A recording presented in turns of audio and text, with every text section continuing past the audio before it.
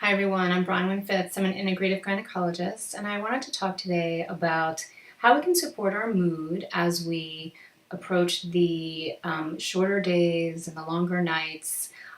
These long, dark nights really affect a lot of us. There's something called seasonal affective disorder where people really get depressed when there's so much darkness.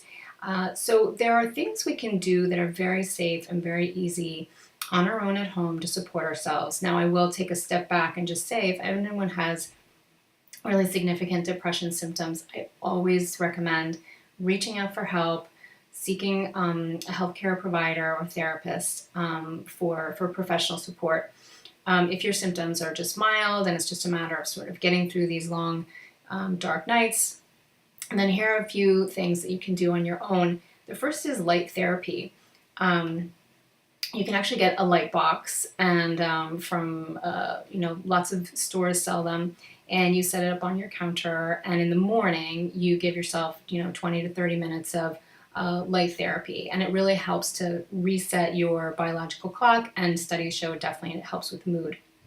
You can also do a little bit more low tech, where you just string up what we consider holiday lights. You don't have to reserve them for holidays. You can string up the white lights or the rainbow colored lights any time of the year. So I encourage people to do it, put them around the windows, around the doors, in the rooms you spend time in. It gives a very festive kind of atmosphere and lifts moods. Of course, candles. In my house, we use the LED battery operated candles, not real flame. But they come with timers, so you can have them set so that the candles come on at 5, go off at midnight, things like that. And it adds a really nice glow to all the rooms that you spend time in.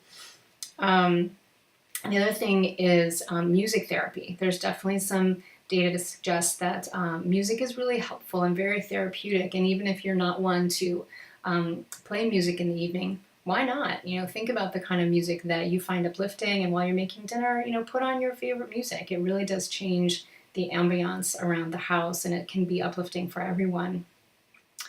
Another resource that I love is aromatherapy. I love it. I should do a whole blog on it.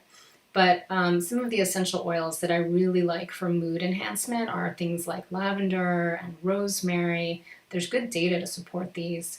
In the morning, if you need help getting energized and waking up, you can think about lemongrass with eucalyptus. You can think about citrus and bergamot. That's another combination I like.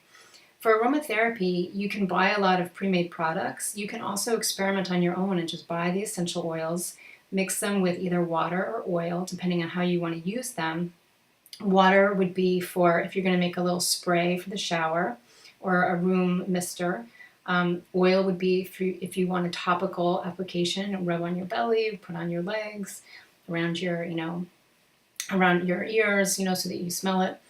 I always like a organic oil, like a jojoba oil is great because it's hypoallergenic and has not a lot of scent of its own. And you just buy the little spray bottles on your own in the store.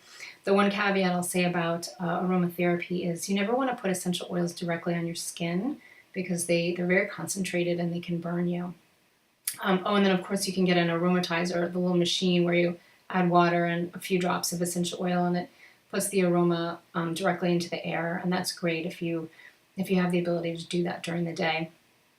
Of course, I like acupuncture and mind-body, like meditation and massage. If you can afford to do that periodically, it's wonderful, wonderful treatments. And then there are supplements and herbs I use. I use things like St. John's wort, SAM-E.